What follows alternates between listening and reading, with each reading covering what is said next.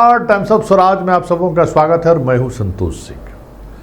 और आज हम टाइम्स ऑफ स्वराज में एक गंभीर विषय पर चर्चा करने जा रहे हैं और हमें लगता है कि इस विषय की गंभीरता को देखते हुए आपसे भी उम्मीद करते हैं कि इस खबर को जरूर देखें। देखिए, क्या सपना संयोजा गया था लोकतंत्र को लेकर, क्या क्या सपने दिखाए गए थे इस लोकतंत्र के सहारे। 18वीं पार्लियामेंट का ये इलेक्शन है, जल्द ही 4 तारीख को परिणाम भी आएगा, 18वीं लोकसभा का गठन भी हो जाएगा। लेकिन देखिए, पहले और 18वीं में क्या फ़र्क है। धीरे धीरे कैसे हमारे आपके हाथों से लोकतंत्र निकलता चला जा रहा है। कैसे पहले लोग कोई भी चुनाव लड़ने की बात सोच लेते थे, अब आप चुनाव लड़ने की बात तो छोड़िए। हाँ, अब आप किसी पार्टी से टिकट मिले इस बात को भी आप सोच नहीं सकते। आप कितना समर्पण करने वाले, कितना समर्पित कार्यकर्ता क्यों ना हो। पता है आपको इस 18वीं लोकसभा क्षेत्र की खूबसूरती क्या होगी? जरा इस 3 चेहरे को देखिए। ये तेलंगाना का 4000 करोड़ से अधिक के एसेट वाले ये लोग हैं। एक ही कंस्टिट्यूंसी से तीनों लड़ रहे हैं, तीनों अलग अलग पार्टी, सभी पार्टी के लोग हैं। अब आप समझ लीजिए कि साउथ में तो ये चीज़ें हो ही गई हैं कि अब वहाँ आम लोग सिर्फ वोट डालने के लिए बना है। अब आप कोई आम लोग वहाँ चुनाव नहीं लड़ सकता है, कोई अब वहाँ पेरियार पैदा नहीं ले सकता है, कोई वहाँ, याद रखिएगा, रामचंद्रन पैदा नहीं ले सकता है, अब करुणानिधि भी पैदा नहीं ले सकता है। वहाँ स्टालिन को विरासत मिला है तो भले उसको आगे बढ़ा ले, लेकिन कोई करुणानिधि पैदा नहीं ले सकता है। उसी तरीके से अपने प्रदेश में अब कोई कर्पूरी ठाकुर पैदा नहीं ले सकता है, अब कोई सूरज नारायण सिंह पैदा नहीं ले सकता है, कोई नीतीश कुमार पैदा नहीं ले सकता है, कोई लालू यादव भी पैदा नहीं ले सकता है। क्यों? इस लोकसभा में अगर आप देखिए तो बिहार जैसे राज्यों में 125 से ज़्यादा करोड़पति उम्मीदवार चुनाव लड़ रहे हैं। रविशंकर जी 40 करोड़ के मालिक हैं। करोड़पति लोग चुनाव लड़ रहे हैं और स्वाभाविक तौर पर जो चुनाव में जो तरीका है, जिस तरीके से लगातार चुनाव लड़ने में खर्च बढ़ता जा रहा है, आम आदमी, आम कार्यकर्ता कैसे सोच सकता है कि वो चुनाव लड़ ले। अब तो टिकट लेने के लिए भी पैसा देना पड़ता है।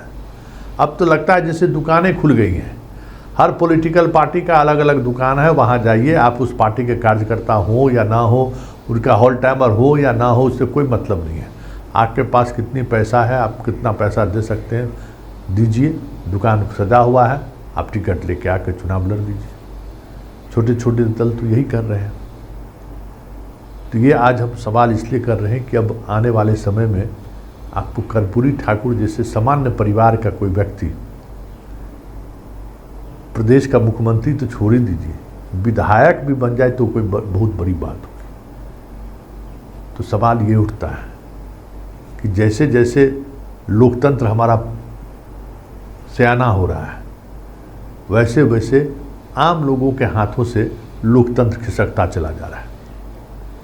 गांव से आए हुए लोग, उस चटैया से पढ़ा हुआ छात्र, चटाई से पढ़ कर निकला हुआ छात्र, किलोमीटर की दूरी तय कर पढ़ने जाने वाला छात्र, गरीबी का एहसास, अमीरी का एहसास, शिक्षकों का प्यार, बहुत सारी चीज़ें हैं जिसके सहारे, जिसके तपिश के सहारे लोग जब पॉलिटिक्स में आते थे तो चीज़ें बदलती हुई दिखती थी। तो आज जब ये सारी चीज़ें नहीं दिखेंगी, जब गरीबों के हाथ से, मिडिल क्लास के भी हाथ से जब राजनीति निकल जाएगी, जब ये करोड़पति लोग ही चुनाव लड़ पाएंगे, तो फिर इस डेमोक्रेसी का होगा क्या? बड़ा सवाल है। क्योंकि आने वाले समय में ये प्रवृत्ति और बढ़ेगी। जैसे जैसे चुनाव का खर्च बढ़ रहा है, जैसे जैसे चुनाव एक कॉरपोरेट के तरीके से लड़ा जाने लगा है। प्रशांत किशोर जैसे लोग देखते हैं कितना चिल्ला रहे हैं। इस तरीके के लोग अब चुनाव में कार्यकर्ता की जगह ले लिए हैं, पूरा कंप्यूटर डाटा ले लिया है जगह। हर एक डाटा पर विश्लेषण होता है, उस विश्लेषण के सहारे लोग राजनीति करते हैं। तो फिर ऐसे में इस लोकतंत्र का होगा क्या? और फिर इस लोकतंत्र में हमारे आपके जैसे लोगों के लिए जगह कहाँ बचेगी? क्योंकि जो लोग चुन कर आएंगे और जिस तरीके से अब चुन कर आएंगे, देखिए धीरे धीरे आप इस बात को समझिए कि कैसे डेमोक्रेसी हमारे आपके हाथ से, मतलब एक वोट के बाद चीज़ें हमारे आपके हाथ से निकलती चली जा रही है। कितना पावर हमने दे दिया है इसको। सब क्यों आज जितने करोड़पति लोग हैं क्यों चुनाव लड़ना चाहते हैं? कभी आपने सोचा? क्योंकि उन्हें मालूम है कि एक बार अगर हम सांसद बन गए, एक बार विधायक बन गए, इसलिए नहीं कि हमको 3 करोड़, अब 2 करोड़, 1 करोड़ फंड मिलेगा। बन गए तो हमें एक अलग तरीके का रुतबा मिलेगा। रुतबा का जो एक अलग कह सकते हैं कि क्रेज है ना यहाँ के लोगों में। और वजह भी है कि एक सांसद को, एक विधायक को इतना ज़्यादा कह सकते हैं कि पावर है कि कोई भी पागल हो जाएगा उसको पाने के लिए। लेकिन इस पागलपन को अगर रोका नहीं गया, क्योंकि एक पागलपन है, इसको रोका नहीं गया तो फिर इस डेमोक्रेसी के उस दौर में पहुंचने में वक्त नहीं लगेगा। जब आने वाले समय में धीरू भाई अंबानी का परपोता इस देश का प्रधानमंत्री हो जाए, टाटा टेल्को के वारिस इस देश का प्रधानमंत्री हो जाए, सांसद हो जाए, तो कोई बड़ी बात नहीं होगी। क्योंकि हम लोग अब उसी दिशा में जा रहे हैं कि भाई सब कुछ पैसे पर ही तय होगा। आइडियोलॉजी खत्म हो रही है।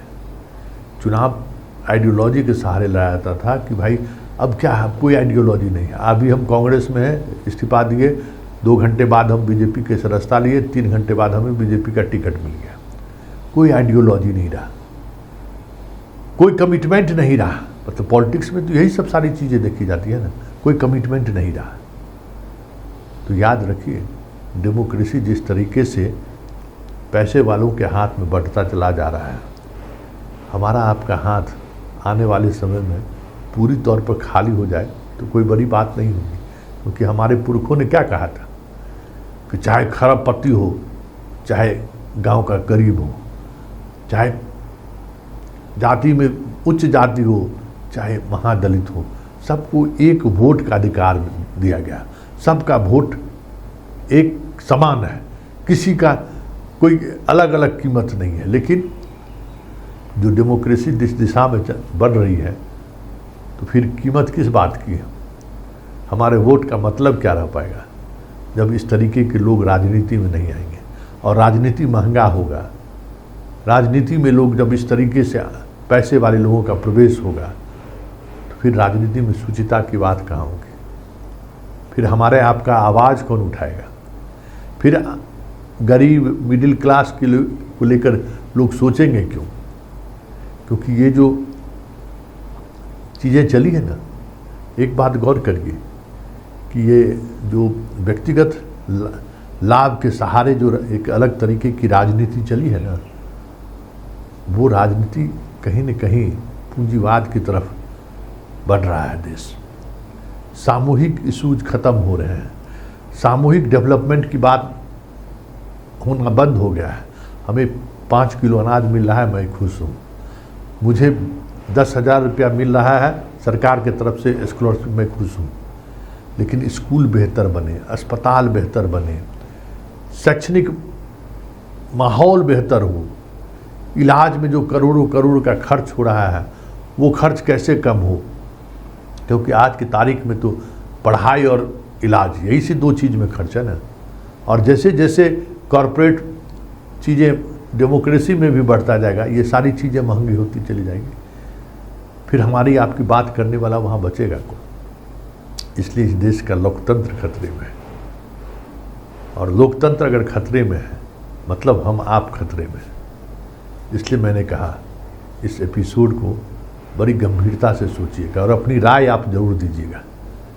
क्योंकि हमारे आपके हाथ से ये डेमोक्रेसी किस तरीके से निकलता जा रहा है, ज़रा कभी ठंडे दिमाग से सोचिएगा।